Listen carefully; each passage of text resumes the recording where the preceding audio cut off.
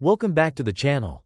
The place where we call out one of the most sophisticated con artists of all time, our very own brain. Today, I have a question for you.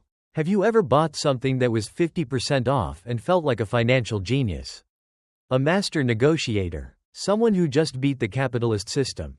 If the answer is yes, then congratulations, you just paid for an elegant con and felt fantastic about it.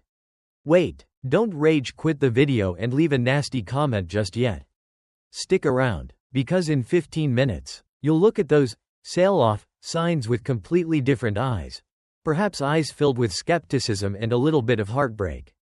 Let's break down a classic scenario. You're browsing the web, and a pair of professional-looking headphones catches your eye. 7.1 surround sound. LEDs that change color with your breathing. Next to it, in huge letters, original price, $500. You gulp, thinking to yourself, nope, this isn't for me. But right below that, a line in a shade of red brighter than a sunrise at sea. Mega sale. Today only, $249.99. Your heart starts beating faster. Your brain starts doing the math. $500 minus $250. I just saved $250. $250. I can do so much with that. A wave of victory washes over you. You are a savvy consumer. You've been waiting for this moment. You click the Add to Cart button faster than your ex can change their mind. But my friend, let's pause for a moment. Where did that feeling of getting a great deal come from? It came from that $500 number. That number, from the very first second it appeared, became an anchor, and it was just dropped straight into your perception. In psychology, this is called the anchoring bias. Our brain, which is basically a lazy machine, doesn't like to think too hard to determine the true value of something. Instead, it latches onto the first piece of information it receives, the anchor, to use as a reference point. That $500 price tag might have never existed. It could have been dreamed up during a marketing meeting filled with laughter. Or beamed in from another dimension where currency is purely decorative. But that doesn't matter. What matters is that it did its job perfectly. It made the $250 price look like a gift from the heavens. In reality, the production cost of those headphones might only be $50. You didn't save $250. You just spent $250 on a $50 item. And you even feel happy about it. What a beautiful paradox. This trick isn't just for electronics stores. It's everywhere. You walk into a fancy restaurant and open the menu. The first item you see is Alaskan king lobster with imperial caviar sauce.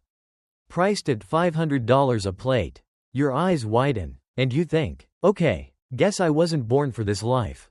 You scroll down and see the New Zealand steak for $40. Instantly, your brain chimes in, oh, only $40? That's so reasonable compared to that lobster.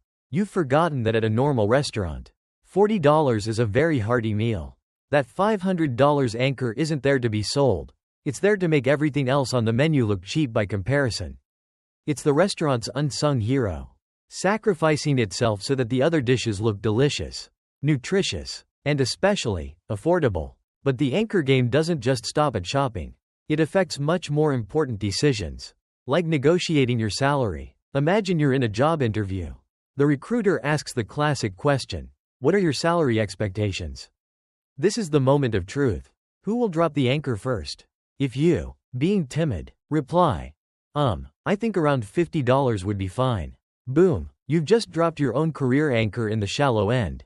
The entire negotiation from that point on will revolve around that $50 figure.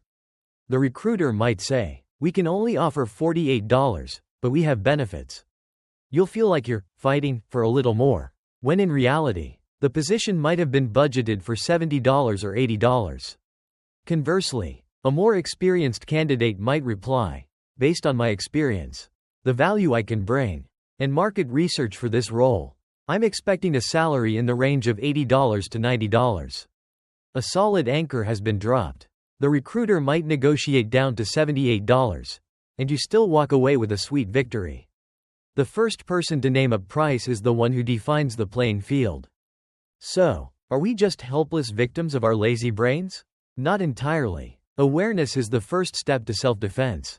The next time you see a number, whether it's the price of an item, a salary figure, or even the suggested donation amount on a charity website.